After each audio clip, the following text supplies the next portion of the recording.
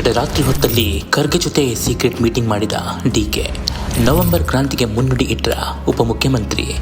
ರಾಜ್ಯದ ಹಲವು ವಿದ್ಯಮಾನಗಳ ಬಗ್ಗೆ ಸೀಕ್ರೆಟ್ ಮಾತುಕತೆ. ಆರೋಗ್ಯ ವಿಚಾರಿಸುವ ನೆಪದಲ್ಲಿ ರಾತ್ರೋರಾತ್ರಿ ಡಿಕೆ ಶಿವಕುಮಾರ್ ಅವರು ಮಲ್ಲಿಕಾರ್ಜುನ ಖರ್ಗೆರವರನ್ನ ಭೇಟಿಯಾಗಿದ್ದಾರೆ. ರಾಜ್ಯದಲ್ಲಿ ಪವರ್ ಶೇರಿಂಗ್, ನವೆಂಬರ್ ಕ್ರಾಂತಿ, ಈ ಎಲ್ಲ ಹಲವಾರು ವಿಚಾರಗಳು ಮುನ್ನೆಲೆಗೆ ಬರ್ತಾ ಇರುವ ಈ ಹೊತ್ತಿನಲ್ಲಿ ಎಐಸಿಸಿ ಅಧ್ಯಕ್ಷ ಮಲ್ಲಿಕಾರ್ಜುನ ಖರ್ಗೆ ಅವರನ್ನ ಭೇಟಿಯಾಗಿ ಗೌಪ್ಯವಾಗಿ ಚರ್ಚೆಯನ್ನ ಮಾಡಿದ್ದಾರೆ ಡಿಕೆ ಶಿವಕುಮಾರ್ ಅವರು. ಇನ್ನೇನು ಕೆಲವೇ ದಿನಗಳಲ್ಲಿ ರಾಜ್ಯದಲ್ಲಿ ಮಹತ್ವದ ಬದಲಾವಣೆ ಆಗಲಿದೆ ಕಾಂಗ್ರೆಸ್ ಪಾರ್ಟಿಯಲ್ಲಿ, ಹಾಗೂ ಮುಖ್ಯಮಂತ್ರಿ ಬದಲಾವಣೆ ಆಗ್ತಾರೆ. ಹಾಗಾಗಿ ಮಹತ್ವದ ರಾಜಕೀಯ ಬೆಳವಣಿಗೆಗಳು ರಾಜ್ಯದ ಕಾಂಗ್ರೆಸ್ನಲ್ಲಿ ನಡೀತಾ ಇದೆ. ಮೂಲಗಳ ಮಾಹಿತಿಗಳ ಪ್ರಕಾರ ಮುಖ್ಯಮಂತ್ರಿ ಸಿದ್ದರಾಮಯ್ಯನವರು ಸಂಪುಟ ಪುನಾರಚನೆಗಷ್ಟೇ ಒಲವನ್ನ ತೋರಿಸಿದ್ದಾರೆ. ಆದ್ರೆ ಕೇಂದ್ರದ ಹೈಕಮಾಂಡ್ ಮುಖ್ಯಮಂತ್ರಿ ಸಿದ್ದರಾಮಯ್ಯ ಮತ್ತು ಡಿಕೆ ಶಿವಕುಮಾರ್ ಅವರು ಇಬ್ಬರು ಒಪ್ಪಿದ್ರೆ ಮಾತ್ರ ರಾಜ್ಯದಲ್ಲಿ ಭಾರಿ ಪ್ರಮಾಣದಲ್ಲಿ ಸಚಿವರನ್ನ ಬದಲಾವಣೆ ಮಾಡಲಾಗುತ್ತೆ ಹಾಗೂ ಪುನಾರಚನೆ ಮಾಡಲಾಗುತ್ತೆ. ಹೀಗಾಗಿಯೇ ಹಲವಾರು ಶಾಸಕರು ಮುಂದಿನ ಸಂಪುಟ ಪುನಾರಚನೆಗಾಗಿ ಕಾದು ಕೂತಿದ್ದಾರೆ. ಹೀಗಾಗಿ ರಾಜ್ಯದ ಕಾಂಗ್ರೆಸ್ನ ಅಧ್ಯಕ್ಷರು ಕೂಡ ಆಗಿರುವ ಡಿಕೆ ಶಿವಕುಮಾರ್ ಅವರು ಕೇಂದ್ರದ ಅಧ್ಯಕ್ಷ ಮಲ್ಲಿಕಾರ್ಜುನ ಖರ್ಗೆರವರ ಜೊತೆ ಮೀಟಿಂಗ್ ಮಾಡಿ ಮಹತ್ವದ ಚರ್ಚೆ ನಡೆಸಿದ್ದಾರೆ ಎನ್ನಲಾಗಿದೆ. ಮೊನ್ನೆಯಷ್ಟೇ ಡಿಕೆ ಶಿವಕುಮಾರ್ ಅವರು ಹಾಸನಕ್ಕೆ ತೆರಳಿ ಹಾಸನಾಂಬೆಯ ದರ್ಶನವನ್ನ ಪಡೆದಿದ್ರು. ಹಾಸನಾಂಬೆಯ ದರ್ಶನದ ಸಮಯದಲ್ಲಿ ಹಾಸನಾಂಬ ದೇವಿಯು ಬಲಭಾಗದಲ್ಲಿ ಹೂವನ್ನ ಕೊಟ್ಟಿತ್ತು. ಹೀಗಾಗಿ ಅಪಾರ ದೈವ ಭಕ್ತಿಯನ್ನು ಹೊಂದಿರುವ ಡಿಕೆ ಶಿವಕುಮಾರ್ ಅವರು ರಾಜಕೀಯವಾಗಿ ಸ್ವಲ್ಪ ನೆಮ್ಮದಿಯಾಗಿದ್ದಾರೆ. ಇನ್ನೇನು ಕೆಲವೇ ದಿನಗಳಲ್ಲಿ ಅಂದ್ರೆ ನವೆಂಬರ್ನಲ್ಲಿ ರಾಜ್ಯ ರಾಜಕೀಯದಲ್ಲಿ, ಅದರಲ್ಲೂ ಸರ್ಕಾರದಲ್ಲಿ ಮಹತ್ವದ ಬದಲಾವಣೆಗಳಾಗುವ ನಿರೀಕ್ಷೆ ಇದೆ. ಹೀಗಾಗಿಯೇ ಕೇಂದ್ರದ ನಾಯಕರ ಜೊತೆ ನಿರಂತರ ಪ್ರಯತ್ನ ಮಾಡ್ತಾ ಇರುವ ಡಿಕೆ ಶಿವಕುಮಾರ್ ಅವರು ಕೇಂದ್ರ ನಾಯಕರ ಟಚ್ ಅಲ್ಲಿದ್ರೆ ಒಂದಷ್ಟು ಬದಲಾವಣೆ ಸಮಯದಲ್ಲಿ ದೊಡ್ಡ ಅಡ್ವಾಂಟೇಜ್ ಸಿಗಬಹುದು ಅನ್ನೋ ನಿರೀಕ್ಷೆಯಲ್ಲಿದ್ದಾರೆ. ಇನ್ನು ಮಲ್ಲಿಕಾರ್ಜುನ ಖರ್ಗೆರವರ ಮಗ ಪ್ರಿಯಾಂಕ್ ಖರ್ಗೆ ಸರ್ಕಾರಕ್ಕೆ ಬರೆದಿರುವ ಪತ್ರದ ವಿಚಾರವಾಗಿ ಅಂದ್ರೆ RSSನ ಬ್ಯಾನ್ ಮಾಡುವ ವಿಚಾರವಾಗಿ ಮಹತ್ವದ ಚರ್ಚೆಯನ್ನ ಡಿಕೆ ಶಿವಕುಮಾರ್ ಅವರು ಮಲ್ಲಿಕಾರ್ಜುನ ಖರ್ಗೆರವರ ಜೊತೆ ಮಾತನಾಡಿದ್ದಾರೆ ಎನ್ನಲಾಗಿದೆ. ರಾಜ್ಯದಲ್ಲಿ RSSನ ಬ್ಯಾನ್ ಮಾಡಿದ್ರೆ ಅಥವಾ ಅದರ ಚಟುವಟಿಕೆಯನ್ನ ನಿಲ್ಲಿಸಿದ್ರೆ ಸಾಧಕ ಬಾಧಕಗಳ ಚರ್ಚೆಯನ್ನ ಕೂಡ ಇಬ್ಬರು ನಾಯಕರು ನಡೆಸಿದ್ದಾರೆ ಎನ್ನಲಾಗಿದೆ. ಇನ್ನು ಮೊನ್ನೆಯಷ್ಟೇ ವೇದಿಕೆಯಲ್ಲಿ ಮಹಿಳೆಯೊಬ್ಬರು ಡಿಕೆ ಶಿವಕುಮಾರ್ ಅವರಿಗೆ ಗೃಹಲಕ್ಷ್ಮಿಯ 2,000 ಹಣ ಬಂದೇ ಇಲ್ಲ ಅಂತ ತರಾಟೆಗೆ ತೆಗೆದುಕೊಂಡಿದ್ರು.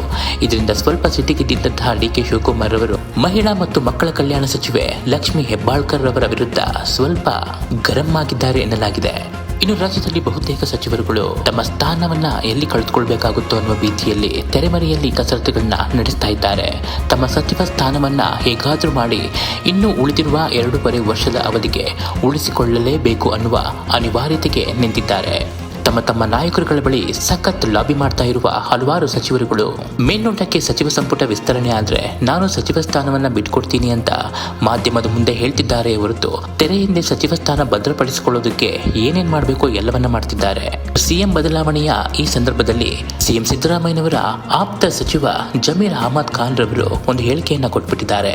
ಸಚಿವ ಸ್ಥಾನವನ್ನ ಬಿಟ್ಟುಕೊಡ್ಲೇಬೇಕೆಂದು ಕಾಂಗ್ರೆಸ್ ಹೈಕಮಾಂಡ್ ಹೇಳಿದ್ರೆ ನಾನು ಖುಷಿಯಿಂದ ಬಿಟ್ಟುಕೊಡ್ತೇನೆ ಅಂತ ಸಚಿವ ಜಮೀರ್ ಅಹಮದ್ ಖಾನ್ ಹೇಳಿದ್ರು. ನವೆಂಬರ್ ಕ್ರಾಂತಿಯ ಈ ಸಂದರ್ಭದಲ್ಲಿ ಸಚಿವ ಜಮೀರ್ ಅಹಮದ್ ಖಾನ್ ರವರ ಈ ಹೇಳಿಕೆ ಭಾರಿ ಚರ್ಚೆಗೆ ಗ್ರಾಸವಾಗಿದೆ. ಇನ್ನು ರಾಜ್ಯದಲ್ಲಿ ಒಬ್ಬೊಬ್ಬ ಸಚಿವರದ್ದು ಒಂದೊಂದು ಕತೆ. ರಾಜ್ಯಕ್ಕೆ ಬರಬೇಕಾಗಿದ್ದಂತಹ ಲಕ್ಷ ಕೋಟಿ ಹೂಡಿಕೆಯ ಗೂಗಲ್ ಕಂಪನಿಯ ಬಂಡವಾಳ ಆಂಧ್ರ ಪ್ರದೇಶದ ಪಾಲಾಗಿದ್ರು ಡೋಂಟ್ ಕೇರ್ ಅನ್ನದ IT-BT ಸಚಿವ ಪ್ರಿಯಾಂಕ್ ಖರ್ಗೆ RSS ಬಗ್ಗೆ ತಲೆ ಕೆಡಿಸಿಕೊಂಡಿದ್ದಾರೆ. ಇನ್ನು ಮಹಿಳೆಯರಿಗೆ 2,000 ಕೊಡುವ ವಿಷಯದಲ್ಲಿ ತಾಂತ್ರಿಕ ದೋಷ, ಸರ್ಕಾರದಿಂದ ಹಣ ಬಿಡುಗಡೆ ವಿಚಾರವಾಗಿ ಸುಸ್ತಾಗಿರುವ ಮಹಿಳಾ ಮತ್ತು ಮಕ್ಕಳ ಕಲ್ಯಾಣ ಸಚಿವೆ ಲಕ್ಷ್ಮಿ ಹೆಬ್ಬಾಳ್ಕರ್, ಹಲವು ಸಚಿವರದ್ದು ಹಲವಾರು ಪ್ರಾಬ್ಲಮ್ಗಳು. ಈ ಎಲ್ಲ ಸವಾಲುಗಳ ನಡುವೆ ನವೆಂಬರ್ ಬಂದೇ ಬಿಡ್ತು. ಈಗೇನಾದ್ರೂ ಸಂಪುಟ ಪುನಾರಚನೆ ಮಾಡಿದ್ರೆ ಸಚಿವ ಸ್ಥಾನಕ್ಕೆ ಕೂತು ಬಂದ್ರೆ ಏನ್ ಮಾಡೋದು ಅನ್ನೋ ಟೆನ್ಷನ್ ಅಲ್ಲಿ ಸಚಿವರು ಇದ್ದಾರೆ. ಇನ್ನು ರಾಜ್ಯ ರಾಜಕೀಯದಲ್ಲಿ ಮಹತ್ವದ ಬದಲಾವಣೆ ಆಗೋದಂತೂ ಪಕ್ಕ. ಒಂದು, ಮುಖ್ಯಮಂತ್ರಿಯ ಬದಲಾವಣೆ ಆಗ್ಬಹುದು. ಇಲ್ದಿದ್ರೆ ಯಥಾವತ್ ಸಿದ್ದರಾಮಯ್ಯನವರೇ ಮುಖ್ಯಮಂತ್ರಿಯಾಗಿ ಮುಂದುವರಿತಾರೆ, ಉಪಮುಖ್ಯಮಂತ್ರಿಯಾಗಿ ಡಿಕೆ ಶಿವಕುಮಾರ್ ಅವರು ಮುಂದುವರಿತಾರೆ. ಆದ್ರೆ ಸಚಿವ ಸಂಪುಟದಲ್ಲಿ ಮಹತ್ವದ ಬದಲಾವಣೆ ಆಗೋದಂತೂ ಪಕ್ಕ. ಬಹುತೇಕ ಹೊಸ ಸಚಿವರಿಗೆ ಸೇರ್ಪಡೆ ಮಾಡಿಕೊಳ್ಳುವ ಬದಲು ಗುಜರಾತ್ ಮಾದರಿಯಲ್ಲಿ ಮುಖ್ಯಮಂತ್ರಿ ಮತ್ತು ಉಪಮುಖ್ಯಮಂತ್ರಿ ಸ್ಥಾನವನ್ನು ಬಿಟ್ಟು ಉಳಿದೆಲ್ಲ ಸಚಿವರಿಂದ ರಾಜೀನಾಮೆಯನ್ನು ಪಡೆದು ಹೊಸದಾಗಿ ಸಂಪುಟ ಪುನಾರಚನೆ ಮಾಡುವ ಉದ್ದೇಶ ಇದೆಯಂತೆ. ಹಾಗೇನಾದ್ರೂ ಆದ್ರೆ ಈಗಿರುವ ಸಚಿವರು ಸ್ಥಾನ ಕಳೆದುಕೊಳ್ಳುವುದು ಪಕ್ಕ. ಯುವಕರು ಮತ್ತು ಹಿರಿಯರನ್ನ ವಿಶ್ವಾಸಕ್ಕೆ ತೆಗೆದುಕೊಳ್ಳುವ ನಿಟ್ಟಿನಲ್ಲಿ ಹೊಸ ಸಚಿವ ಸಂಪುಟವನ್ನ ರಚನೆ ಮಾಡಿ ಸರ್ಕಾರಕ್ಕೆ ಒಂದು ಹೊಸ ಬೂಸ್ಟ್ ಕೊಡೋ ಪ್ಲಾನ್ ಅಲ್ಲಿದ್ದಾರೆ ಸಿದ್ದರಾಮಯ್ಯನವರು ಮತ್ತು ಕೇಂದ್ರದ ಕಾಂಗ್ರೆಸ್ ಹೈಕಮಾಂಡ್. ಇನ್ನು ಡಿಕೆ ಶಿವಕುಮಾರ್ ಅವರು ತಾವು ಅಂದುಕೊಂಡ ಸಮಯ ಬಂದೇ ಬಿಡ್ತಾ ಇನ್ನು ಕೆಲವೇ ದಿನಗಳಲ್ಲಿ ಡಿಕೆ ಶಿವಕುಮಾರ್ ಅವರಿಗೆ ಕಾದಿದೆ ಇದೆಯಾ ಮಹತ್ವದ ಹುದ್ದೆ. ಒಂದ್ ವೇಳೆ ನವೆಂಬರ್ ಕಳೆದ್ರೆ ಏನಾಗಬಹುದು ರಾಜ್ಯ ರಾಜಕೀಯದಲ್ಲಿ? ಮುಖ್ಯಮಂತ್ರಿ ಬದಲಾವಣೆ ಮಾಡಲಿಲ್ಲ ಅಂದ್ರೆ ಹೈಕಮಾಂಡ್ನ ವಿರುದ್ಧ ಸಿಡಿದೆದ್ದು ನಿಲ್ಲೋದಕ್ಕೂ ಆಗೋದಿಲ್ಲ ಅಂತ ಸ್ಥಿತಿ ಈಗ ರಾಜ್ಯ ರಾಜಕೀಯದಲ್ಲಿದೆ. ಹಾಗಾಗಿ ಡಿ.ಕೆ. ಶಿವಕುಮಾರ್ ಅವರು ಜಾಣ ನಡೆಯನ್ನ ಪ್ರದರ್ಶನ ಮಾಡ್ತಿದ್ದಾರೆ. ಎಲ್ಲವನ್ನ ಹೈಕಮಾಂಡ್ ಹೆಗಲಿಗೆ ಹಾಕಿ ಕಾದು ನೋಡುವ ತಂತ್ರಕ್ಕೆ ಶರಣಾಗಿದ್ದಾರೆ ಡಿ.ಕೆ. ಶಿವಕುಮಾರ್ ಅವರು. ಈ ನಿಟ್ಟಿನಲ್ಲಿಯೇ ಆರೋಗ್ಯ ವಿಚಾರಿಸುವ ನೆಪದಲ್ಲಿ ಮಲ್ಲಿಕಾರ್ಜುನ ಖರ್ಗೆ ಅವರನ್ನ ಭೇಟಿಯಾಗಿ ಮಹತ್ವದ ಹಲವಾರು ವಿಷಯಗಳನ್ನ ಚರ್ಚೆ ಮಾಡಿದ್ದಾರೆ. ನಿಮ್ಗೇನನ್ಸುತ್ತೆ? ನವೆಂಬರ್ನಲ್ಲಿ ಮುಖ್ಯಮಂತ್ರಿ ಸ್ಥಾನ ಬದಲಾಗುತ್ತಾ? ಡಿ.ಕೆ. ಶಿವಕುಮಾರ್ ಅವರು ಮುಖ್ಯಮಂತ್ರಿ ಆಗ್ತಾರಾ ಅಥವಾ ಮುಖ್ಯಮಂತ್ರಿ ಆಗದೆ ಉಪಮುಖ್ಯಮಂತ್ರಿ ಸ್ಥಾನವನ್ನೇ ಮುಂದುವರಿಸೋದು ಒಳ್ಳೆಯದಾ? ಕಮೆಂಟ್ ಮಾಡಿ ತಿಳಿಸಿ.